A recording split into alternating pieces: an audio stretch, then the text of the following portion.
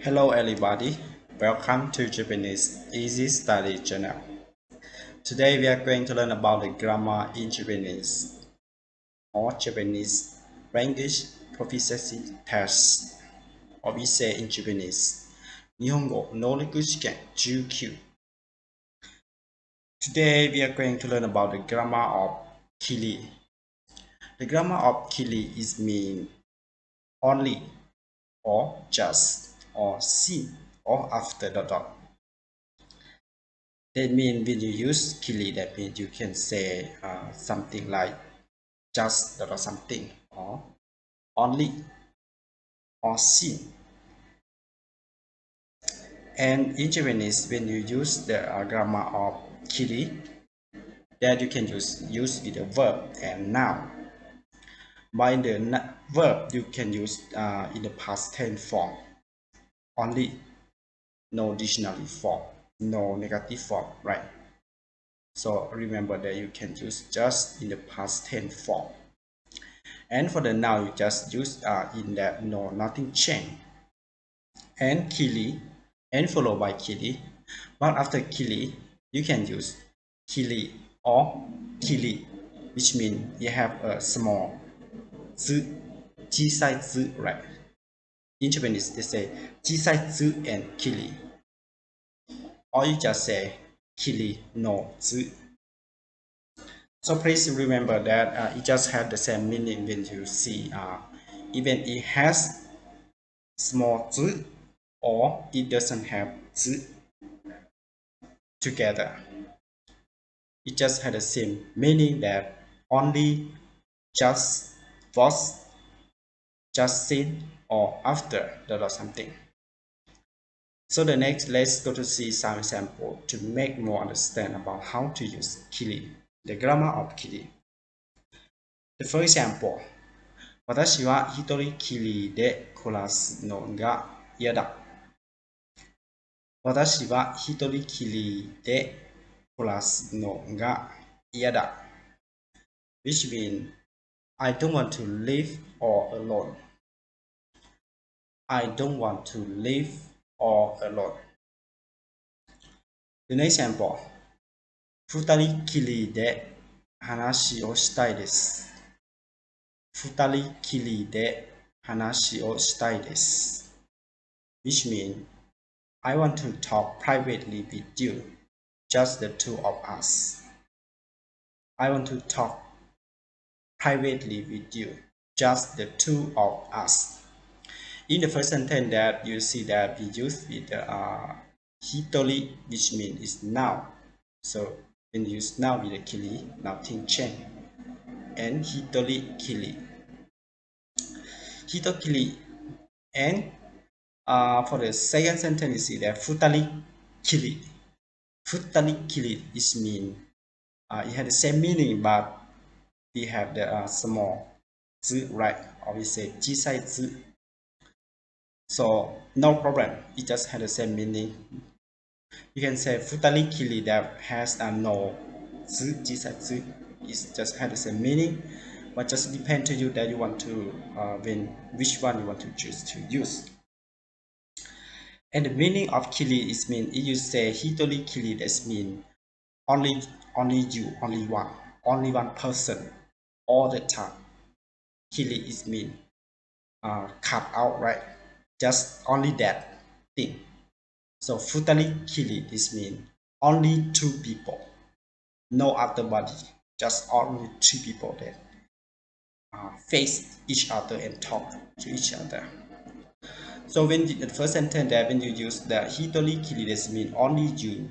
It means that you only want live, you only want nobody, no married, no children, no friend, right? And for the second sentence, that means futari kiri de hanashi o shitai desu, which means only two person that talk together, no another body come to join. So you can say futari kiri de hanashi o shitai desu, which means I want to talk with you privately, because it's the secret, right? Something like this. The next, 彼女に会ったのは一回きりです。彼女に会ったのは一回きりです。Which means I have only met her one time. I I only met her one time. You can say I have only met her one time. The next, 彼女とは別れたきり一度も会っていない。彼女とは別れたきり一度も会っていない。Which means I haven't met with her at all since we broke up. I haven't met with her at all since we broke up. For the first sentence that we use the noun ikai, right? Ikai is mean the noun Kiri, so we just use that. And ikai Kiri does mean one time only, no another time, right? It means Kiri, that means only that thing. And for the second, we will see that they use the wakareta Kiri, right? Wakareta is the past tense. If we say in the dictionary form, we can say wakareru, right? So change to the past tense, we can say wakareta and kiri. We cannot use wakareru kiri. They don't use that. You use wakareru kiri. That means you are wrong with the grammar. So we can say wakareta kiri. That means since you have broke up in that time, you never meet each other. 彼女とは別れたきり that in the time that you broke up. 一度も会っていない which means that you haven't met her anymore since from that time. So will you use that kili with the situation or the noun that happened that one time and you haven't do or done something like that anymore.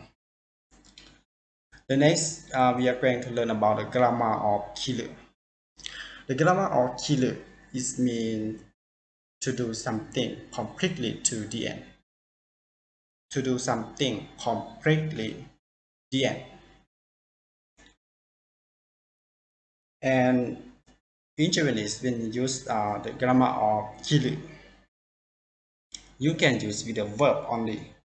But you should change the verb to be the must form and cut out the must. So you always say stem form, right? Stem form.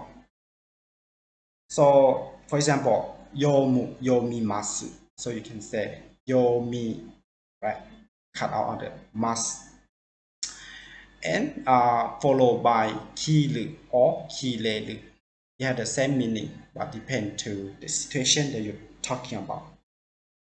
And depend to your sentence too. You can use kiru or kireru. It just has the same meaning, so don't be confused when you see something like this, kiru or kireru. But what you have to remember is when you use with the kiru or kireru, you should change the verb to be the must form and cut out the must out of the verb that you are going to use with the kireru.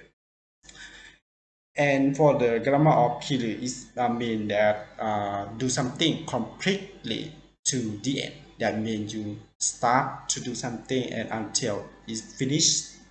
So you have that meaning. But when you translate, you should translate depend to the main meaning. So the next, let's go to see some sample. The first sample, どうしてそう言い切れるのですか?どうしてそう言い切れるのですか? Which means, how can you say that? How can you say that? The second sentence, 長い小説を2日間で読み切った。長い小説を2日間で読み切った。Which means I finished reading the long novel in 2 days.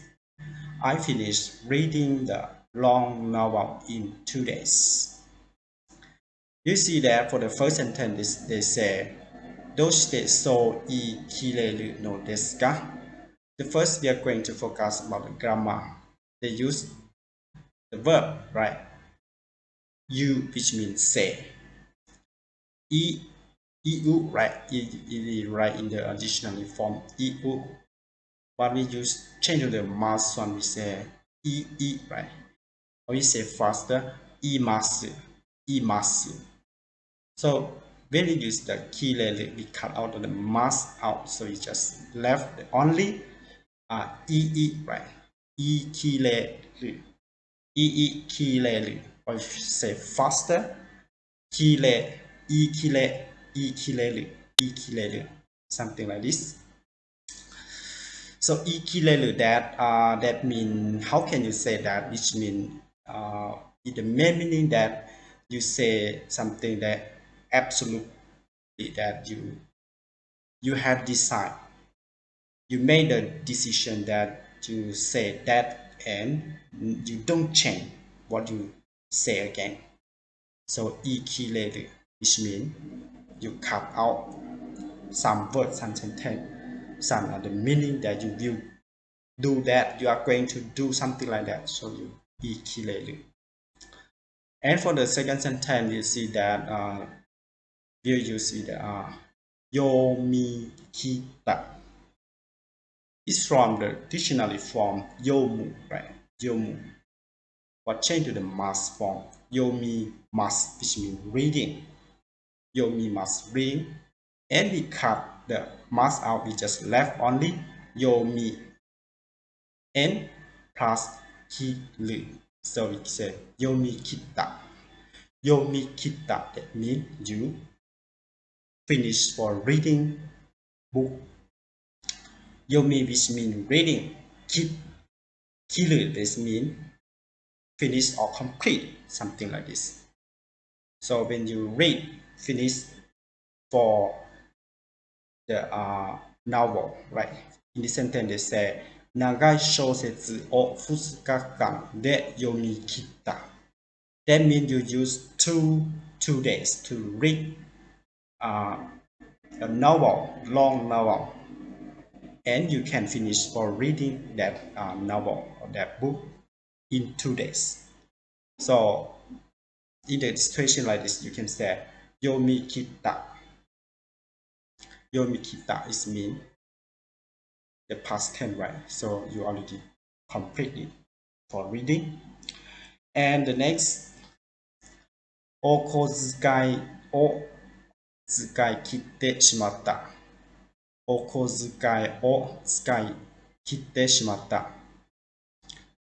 お小遣いを使い切ってしまった。It means I spend all my pocket money. I spend all my pocket money. You see that in this sentence we use 使う, right? So 使います. Cut out the must. 使い切ってしまった. That means you use, right? If you just say 使います, it means use. Use what? Use money, right? 小遣い is mean money. So when you use all of your money, you left nothing. So you can say 使い切ってしまった which means nothing in your pocket.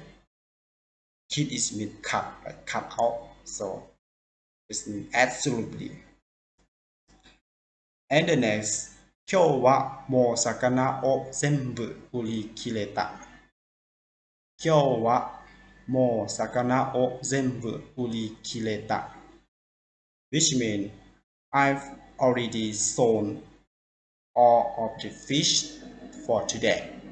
I have already sold all of the fish for today. For this sentence, we use the word of ulu. Ulu is mean cell.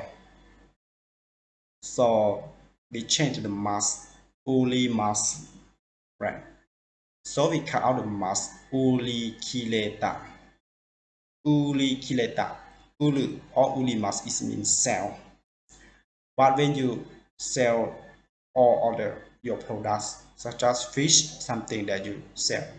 But in this case, when they say sakana or zenbu uli kileta, that means they sold out, right? They sold out all of the fish for they take to sell today.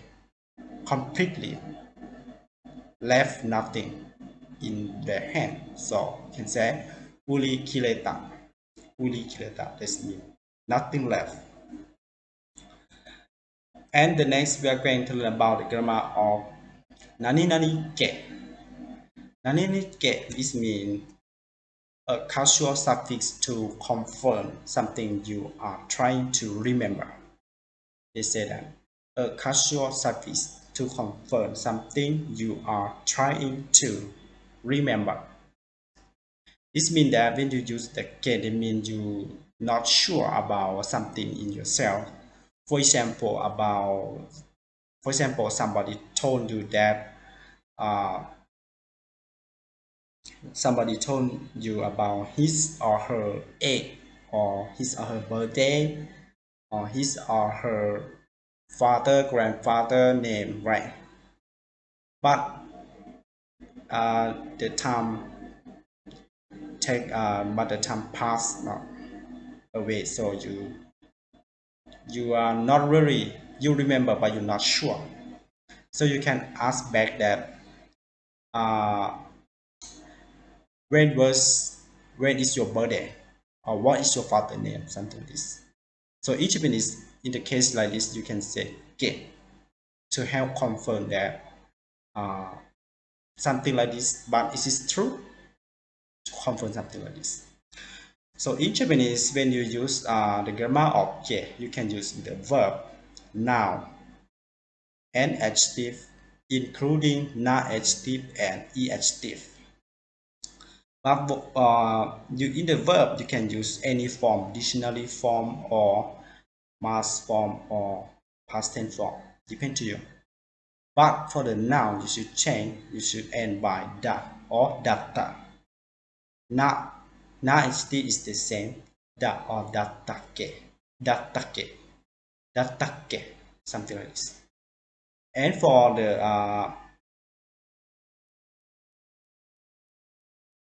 the e-adjective, you can change to be the past tense, right? For katta, oishikatta, something like this. Tanushikattake, something like this. Oishikattake, something like this.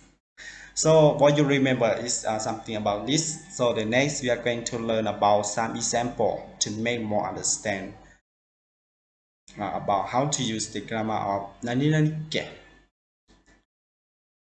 So let's see together. The first sentence, 次のテストっていつだっけ? 次のテストっていつだっけ? This means when is the next test again? When is the next test again? Or when is the next examination again? Something like this. In a situation like this, that means your teacher or another body already told you that when is the test will be taught, will be taken again, right? But you're not sure, so you can ask back to your friend or somebody else to confirm that is true or not. You can say 次のテストっていつだっけ? Something like this. And the next example. あなたの誕生日いつだったっけ? あなたの誕生日いつだったっけ? Right. So it means when was your birthday again? when was your birthday again? That means that your friend birthday already you already went to enjoy your friend birthday, but now you already forget or you're not sure about that day. So you can ask your friend back that when was your birthday, right? So in Japanese you can say itsu dattake, which means in the past tense, that the situation that happened in the past tense but you don't remember, or even you remember but you're not sure. Itsu dattake.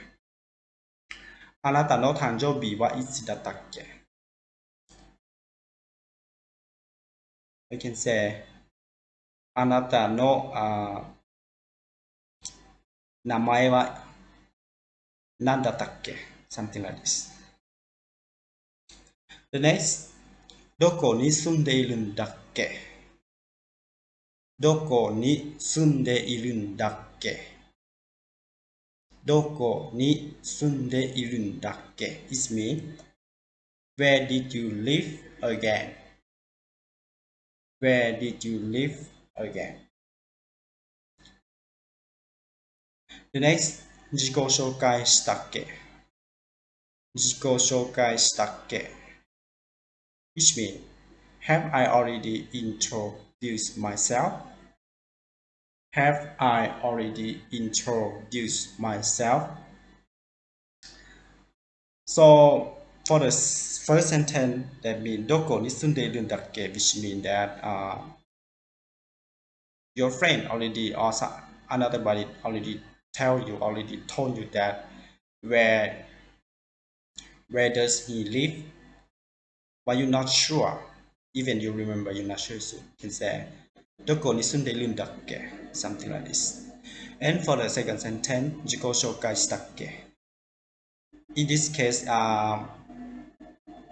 that means maybe you work in group and many things, and you are really busy at that time, and many people already introduce themselves completely, but you're not sure about yourself. Maybe you are too busy, so you can ask back to your friend to confirm that did you already or have you already introduced yourself, to confirm that, because you are not sure. So you can say 自己紹介したっけ? Something like this. So I hope that you understand well about how to use the grammar of だっけ. Okay, right. Thank you very much for watching my video clip, and please help me subscribe my channel if you haven't. I hope to see you about learning Japanese in next video clip. ありがとうございました。